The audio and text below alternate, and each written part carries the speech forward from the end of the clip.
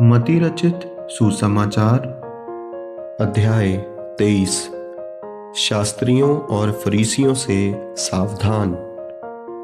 तब यीशु ने भीड़ से और अपने चेलों से कहा, शास्त्री और फरीसी मूसा की गद्दी पर बैठे हैं, इसलिए वे तुमसे जो कुछ कहें वह करना और मानना, परंतु उनके से काम मत करना, क्योंकि वे कहते तो हैं पर करते नहीं।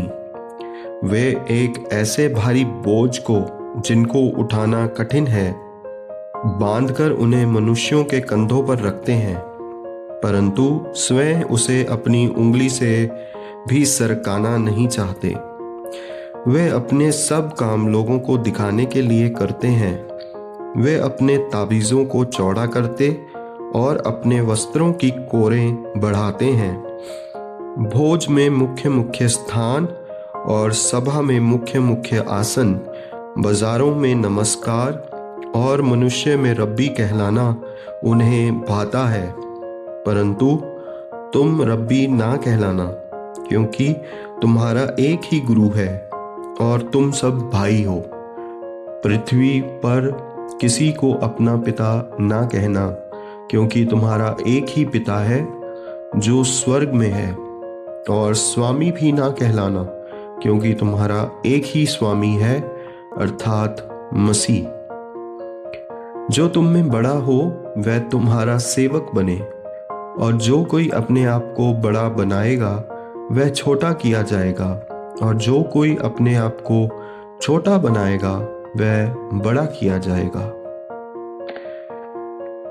शास्त्रियों और फरीसियों के पाखंड की भर्त्सना। हे कपटी शास्त्रियों और फरीसियों, तुम पर हाय! तुम मनुष्यों के लिए स्वर्ग के राज्य का द्वार बंद करते हो, ना तो स्वयं ही उसमें प्रवेश करते हो और ना उसमें प्रवेश करने वालों को प्रवेश करने देते हो। हे कपटी शास्त्रियों और फरीसियों, तुम पर हाय! तुम विधवाओं के घरों को खा जाते हो और दिखाने के लिए बड़ी देर तक प्रार्थना करते रहते हो, इसलिए तुम्हें अधिक दंड मिलेगा। हे कपटी शास्त्रियों और फरीसियों, तुम पर हाय! तुम एक जन को अपने मत में लाने के लिए सारे जल और थल में फिरते हो, और जब वह मत में आ जाता है तो उसे अपने से दूना नारकीय बना देते हो। हे अंधे अगुओं, तुम पर हाय! जो कहते हो कि यदि कोई मंदिर की शपथ खाए तो कुछ नहीं, परंतु यदि कोई मंदिर के सोने की सौगंध खाए तो उससे बंध जाएगा। हे मूर्खों और अंधों, कौन बड़ा है, सोना या वह मंदिर जिससे सोना पवित्र होता है? फिर कहते हो कि यदि कोई वेदी की शपथ खाए तो कुछ नहीं, परंतु जो भेंट उस पर है यदि कोई उसकी शपथ खाए तो बन जाएगा।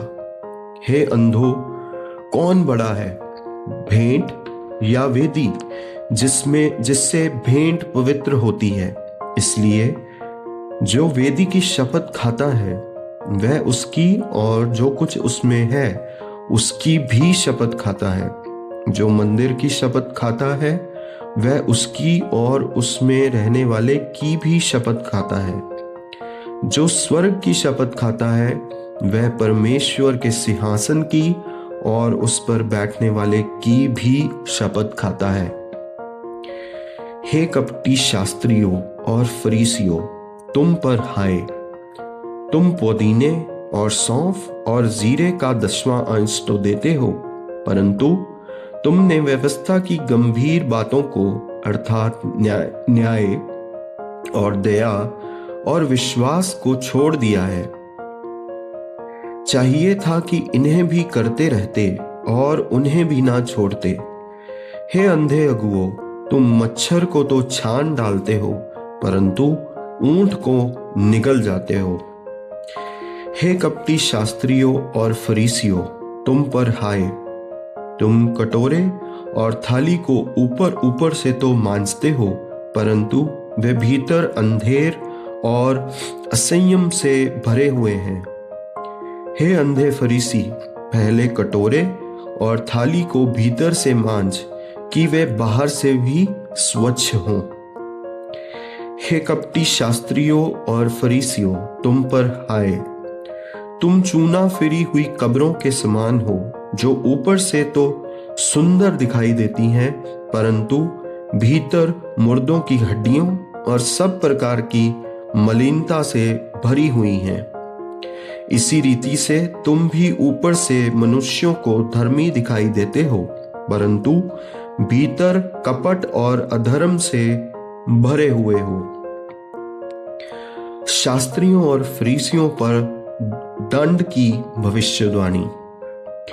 हे कपटी शास्त्रियों और फरीसियों, तुम पर हाय, तुम भविष्यद्वक्ताओं की कब्रें संवारते और धर्मियों की कब्रें बनाते हो और कहते हो, यदि हम अपने बाप दादों के दिनों में होते तो भविष्यद्वक्ताओं की हत्या में उनके साझी ना होते।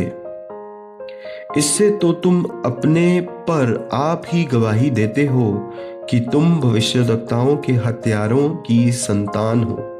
अतः तुम अपने बाप दादों के पाप का घड़ा पूरी तरह भर दो। हे सांपों, हे करैतों के बच्चों, तुम नरक के दंड से कैसे बचोगे? इसलिए देखो, मैं तुम्हारे पास भविष्यद्वक्ताओं और बुद्धिमानों और शास्त्रियों को भेजता हूं, और तुम उनमें से कुछ को मार डालोगे और क्रूस पर चढ़ाओगे, और कुछ को अपने आराधनालयों में कोड़े मारोगे, और एक नगर से दूसरे नगर में खदेड़ते फिरोगे, जिससे धर्मी हाबिल से लेकर बिरिकिया के पुत्र जकरिया तक, जिसे तुमने मंदिर और वेदी के बीच में मार डाला था, जितने धर्मियों का लहू पृथ्वी पर बहाया गया है, वह सब तुम्हारे सिर पर पड़ेगा। मैं तुमसे सच कहता हूं, ये सब बातें इस समय के लोगों पर आ पड़ेंगी। यरूशलेम के लिए विलाप। हे यरूशलेम, हे यरूशलेम, तू भविष्यद्वक्ताओं को मार डालता है और जो तेरे पास भेजे गए उन पर पथराव करता है। कितनी ही बार मैंने चाहा कि जैसे मुर्गी अपने बच्चों को अपने पंखों के नीचे इकट्ठा करती है, वैसे ही मैं भी तेरे बालकों को इकट्ठा कर लूं, परंतु तुमने ना चाहा। देखो, तुम्हारा घर तुम्हारे लिए उजाड़ छोड़ा जाता है, क्योंकि मैं तुमसे कहता हूं कि अब से जब तक तुम ना कहोगे, धन्य है वह जो प्रभु के नाम से आता है, तब तक तुम मुझे फिर कभी ना देखोगे। यहाँ अध्याय 23 समाप्त होता है। हम सबको प्रभु की बड़ी आशीष मिले। आमीन।